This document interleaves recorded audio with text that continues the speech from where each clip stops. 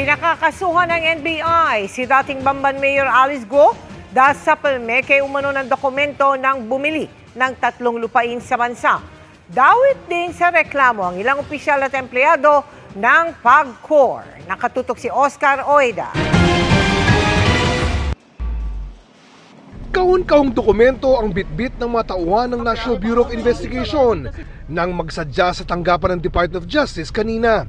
Ito raw ay kaugnay ng mga kasong inirekomenda nilang maisampa laban kay dating Bamban Mayor Alice Guo at operasyon ng iligal na pogo. Una, ang kasong falsification of public documents laban kay Guo kaugnay sa kanyang pagbili ng 3 lupain.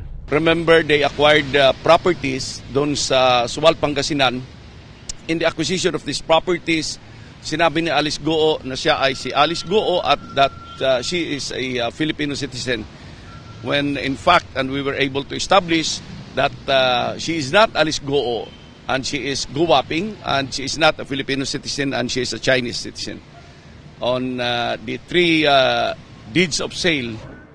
Ang ikalawang reklamo ay patungkol naman sa kaso ng violation of Anti-Human Trafficking Act laban sa ilang opisyal at empleyado umano ng PAGCOR na ayon sa NBI ay nagbulag-bulagan sa ilegal na aktibidad na isinagawa umano ng pogo sa lugar. Napag-alaman ng NBI ng aming task group Alice Guo that the PAGCOR employees allowed, as a matter of fact, sila ang dapat mag-monitor ng day-to-day operations ng pogo at that time, but they allowed the operations of scamming activities at the back end of the pogo operations.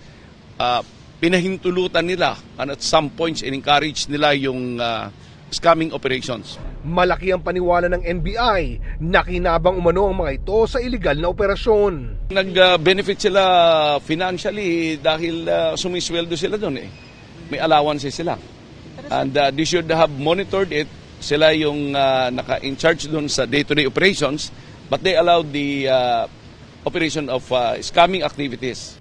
Nakipag-coordinate na raw ang NBI sa Civil Service Commission para sa mga kasong administratibo laban sa mga nasabing tauhan ng PAGCOR.